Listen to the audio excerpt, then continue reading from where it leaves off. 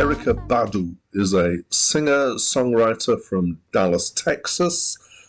She has been called the Queen of New Soul, new being spelled N-U in this case.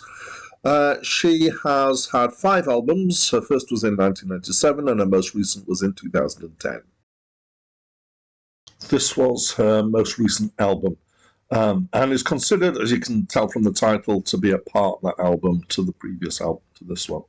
So this is another album that I have found difficult to form an opinion of, not because it hasn't made an impression on me, because it's made several impressions, and they're quite conflicting impressions in some ways. I'll get into that a bit later. I'll try and do some description first. So I would describe it as maybe as being hip-hop soul, maybe not quite so much hip-hop as the kind of soul R&B end of things. There are samples used, but there's also a good deal of real instruments being used, and no rapping. And there are here, I can hear elements of jazz, especially in some of the chords that are used. I can hear elements of funk, especially in bits of the rhythm, and particularly bass lines.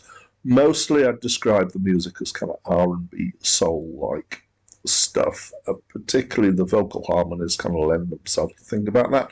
The drum beats, which are often, well, you sometimes get the really deep bass drum sound, but then quite tinny drums for the rest of it.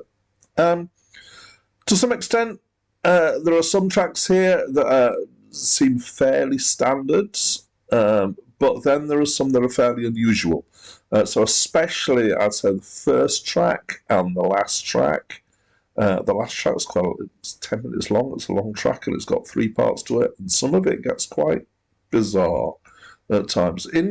I would say mostly in a good way. So I've liked the unusualness. The first track I wasn't sure about because it's musically quite odd in the way that it uses the 2 chords that it's got. Again, but I quite like the fact that it's unusual. Lyrically, in general, the songs are about love and romance. One of the songs, which is called Get Money, I spelled M-U-N-N-Y. First time I heard it, I was very unsure about it because I felt like it was putting forward ideas that I didn't really think were a good role model for these ideas. Second time I heard it, I decided that it probably was meant to be satirical. It wasn't necessarily clear-cut.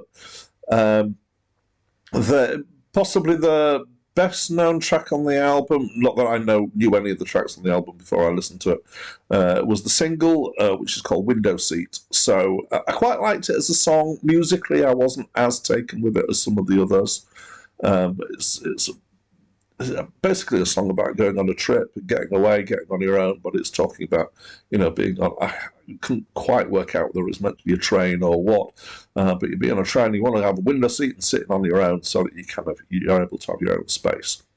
The controversy behind this track isn't actually about the song itself, but there is some controversy, which is about the video that was made for this. So I will mention this. She got into quite a bit of trouble because she did a video where she was in Dallas near where JFK got shot, and she was walking towards where he got shot, and she didn't have permission to film the video, and as she walked along, she slowly took off all her clothes. So by the time that she got to the spot where he'd been shot, she was naked, with lots of other people around, the general public, who had not known what was going to happen, and then there was a sound of a gunshot, and she fell down and pretended that she's been shot. So it's been taken as being a political statement.